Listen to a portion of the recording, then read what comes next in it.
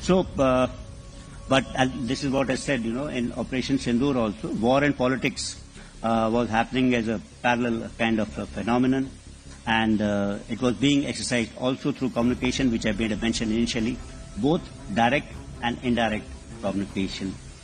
So, second important conclusion what I draw from the statement which I initially said, that war is a continuation of policy by other means, is that war is a rational decision.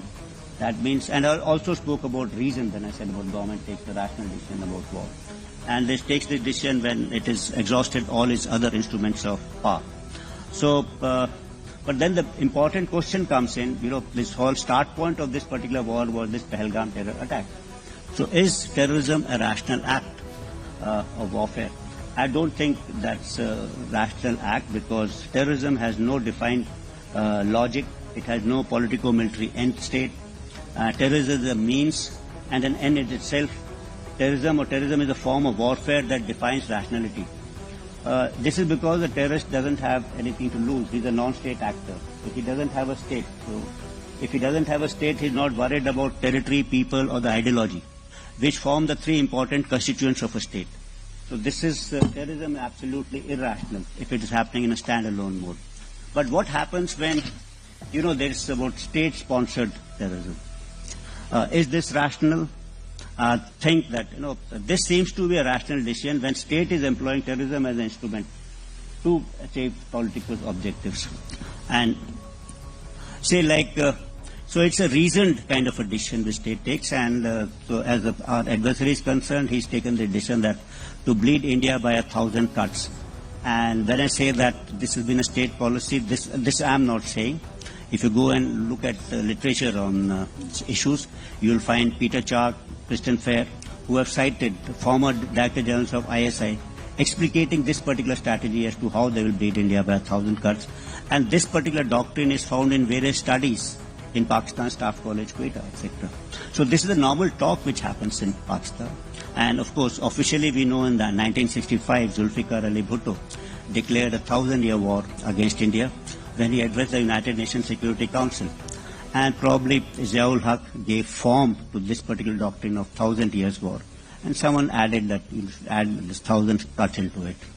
And similar kind of venom was spewed by General Asim Munir against India and Hindus. Speech just few days or weeks before what happened in Pahalgam. So, since this is a rigid decision, it can be also, I believe, that retracted.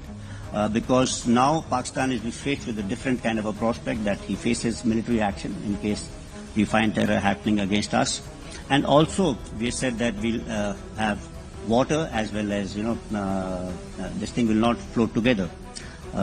So we have kind of raised the bar. We have connected terror to water, and we have drawn out new lines for military operations against terror.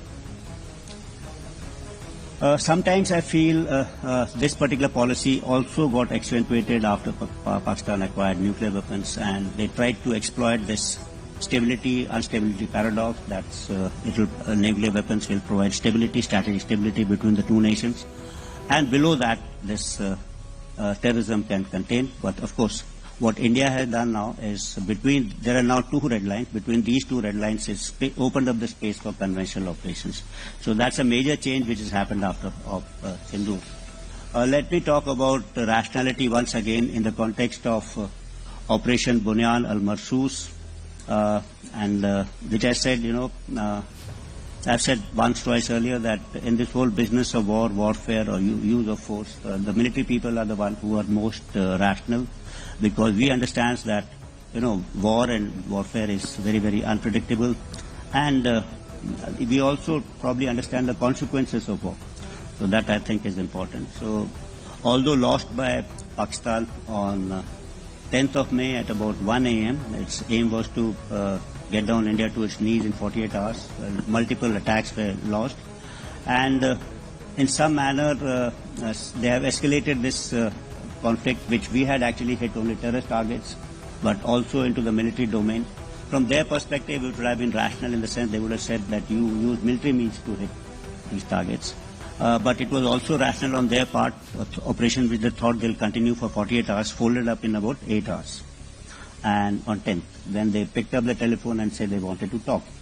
And I think that the rationale behind this the realization coming in, stem from two facts. That one is they must have assumed that if they continued this mode, they're likely to lose much more. So hence they picked up the telephone. And second thing, since they had stuck us at multiple fronts, they still did not have the benefit of understanding what they had stuck. So they must have thought they must have stuck, and hence there's time to talk now. And if they don't, they'll tend to lose more. So these were the two factors which would have made them to take, but it's only after say 1 or 2 days they would have realized that all their kind of attacks which they had launched against us had not fortified, and they had all kind of failed. And so I think this is what had happened. Second thing is, Indian Armed Forces also demonstrated a lot of rationality. We had informed Pakistan on the day we had done these surgical strikes on 7th. We had done it till from 11:05, that's 5, at about 1 o'clock to about 1:30, and 5 minutes later we had rigged up the Director General of Military Operations to say that we have done this, and we have hit only terror targets. Military establishments have been out of the purview of the strikes, and we have ensured that there are no collateral damage, especially civilians, and we need to talk to each other. So that was, I think, a rational decision. And subsequently, when there was a rhetoric from Pak side, we also said that in case Pakistan hits military establishments, we are going to hit them back, we'll hit them harder, and if they stop, we are going to stop. So when Pakistan did ask for talks and de-escalation, we also at some point of time, not immediately, at some point of time, I would say, did accept what they were saying. So this is what I thought was the political part of war. And now I'll talk about the combat part of war. That's the second part, which I said it had 4 constituents. That's the combatant, the Yodha, the battlefield, combat zone, where the fight takes place. It talks about technology, and fourth is about tactics. So these are the 4 things, I think, important part of warfare. Combatants actually today, earlier we all thought people in uniform, organized military forces are part of combat, but today we have paramilitary forces, mercenaries, contractors, terrorists, jihadis, private companies, big technology.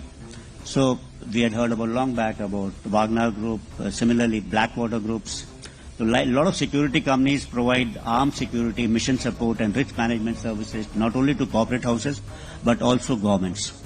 So it's not that combatants are only uniformed people paid for by the government. It's different. And today combatants may also include citizens, neutral citizens or nations, or netizens rather. And they can take part independently or otherwise based on their support to any ideology in cyber warfare, psychological operations, media outreach, etc. So the concept of this war will be only conducted by combatants which are paid for the government is getting diluted slowly. There are other players who are coming into fray. And second thing is this combat zone. This has expanded phenomenally. What we see that not only we have land, air, traditional domains and maritime, but we also now have space, cyber, electromagnetic domain. A lot of activities took place actually between both of us over 4 days on the electromagnetic domain. Activities also took place in cyber domain. We also had a lot of activities in the domain of perception management, information war, or maybe you can call it cognitive warfare, in which the mindscape, shaping the mind of the people, is more important than the landscape, what happens on land, etc. We also saw the expansion of battle space of the traditional domains. So initially you could see war and warfare, contact warfare, within 5 or 10 kilometers. Today we expanded that battle space phenomenally. When we see the whole length and breadth of Pakistan could be under coverage of India's weapon systems, not for any other ranges, but very, very deliberate precision strikes. Some strikes could be as narrow as 2 meters or 3 meters square, at ranges greater than, say, 300 kilometers. That's what has been demonstrated. So that I said, combatants, combat zone, these are the kind of changes which are taking place in future. And I'll dwell upon now the more important part on technology, which I think is becoming very, very important. And the warfare today is at the cusp of, if I could say, a third revolution in military affairs. The first revolution in military affairs was something to do with maneuver warfare, which became about because of advances in ground mobility and air mobility. You could transport people faster. It also was there because of long ranges. The second revolution in military affairs was net-centric warfare, in which battlefield transparency, situational awareness, this became important. Information dominance became important. That came about by the U.S. Armed Forces because of advances in communication technology and computer technologies and ICT. And today we are at the cusp of a third revolution in military affairs, which I have termed as convergence warfare, because what we are seeing is not one technology, but there are a number of technologies which are affecting warfare presently, and they'll happen in future. All of these are heralding a new change in warfare, which is bringing about a change which is disruptive and non-linear. And it's actually occurring at a pace which is unprecedented. And these technologies range from sensor, advanced materials, propulsion, hypersonics, artificial intelligence, big data, advances in cyber, space, all of them. But what happens is generally we take all these advances in technology and consider them as one fact. What I will do is I'll try and identify 4 trends in these technologies to see where warfare is progressing further. So the first trend which I talk about is sensor technologies, and this is ushering in a new level of battlefield transparency and situational awareness in the field of warfare. You see, we have natural and man-made sensors. It's a competition between these two, if you have it, say. So we are about 8 billion people on this earth. So we have 16 billion eyes actually as sensors. We're seeing each other. But today you have maybe having more than 8 billion artificial ISR sensors operating. All of us having a mobile phone which has got a camera, you've got a laptop, iPad, etc., which has got a sensor. There are a large number of cameras over here. There are sensors of this room which are capturing those images. You go outside on this road, there are a number of sensors over here. There are sensors deployed in air, there are sensors deployed in space, there are sensors deployed undersea, there are sensors deployed in. So it's not only the range of sensors, but the deployment of sensors is much more than what natural way you can do it. It's also the type of sensor. We only had, say, 5 senses, that is touch, hearing, smell, vision, and taste. That's all. But today the kind of sensors we have is seismic, chemical, biological, optical, SAR, infrared, LNT, AIS, acoustics, ultrasonic, magnetic, electromagnetic, quantum, atomic, radio frequency. So we have overtaken nature actually in numbers, quality, deployment, all everywhere. What is this going to lead us to? This is going to lead us to absolute transparency. So today there cannot be anything like surprise in battlefield. It's everything is open. And second thing, I think today when we talk about if there is no surprise, then the only way you can do it is by deceiving him. You will have to think of different kind of techniques in warfare. The second trend, I think, is related to speed, velocity. I call it celerity. And this segment is driven by advances in hypersonics, whether it is guide or cruise. We saw that BrahMos missile at 2.8 Mach. You can have today missiles at 10, 7, 8 Mach flying. We also have fractional orbital systems. Along with this, what's happening is stealth technologies are coming in, so it becomes very difficult to detect. In any case, you start having drones, which are very, very small, and you can have drones in swarms. So there are no radar systems which are actually made to track large aircrafts moving at a reasonable speed of 1 or 2 Mach. Then you have one hand hypersonic weapons which are following different kind of trajectories, and on the other hand you have drones which are as small as this. And this also means there are no radars which can actually track it, and then you can move it in swarms, etc. So what's happening is all this in combination, lower radar signatures, high speeds, and intelligent routing, etc., are making these kind of threats invisible, inaudible, undetectable, and hence untargetable. So you're kind of vulnerable everywhere. So on one end, we can see the range of this action. So what you're introducing is kind of non-linearity in ultimate form of non-linearity. You can have a contact battle at 1 or 2 kilometers, and then you can have a battle which is being fought at 300 kilometers or 250 kilometers. So that's the kind of unlinearity, and with impunity you can do it, because it's very difficult for the opposition to actually devise a system to guard against it or to hit against it unless he's synchronized his systems in a very, very effective kind of manner. So it's like I said, ultimate non-linearity and expansion of battle space.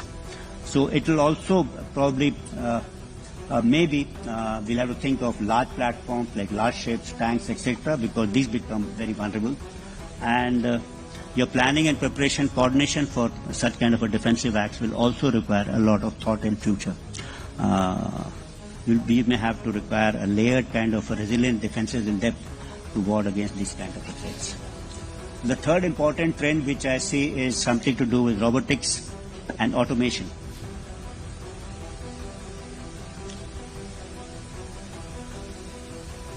And this includes unmanned systems, autonomous systems, along with, now you have manned and unmanned only.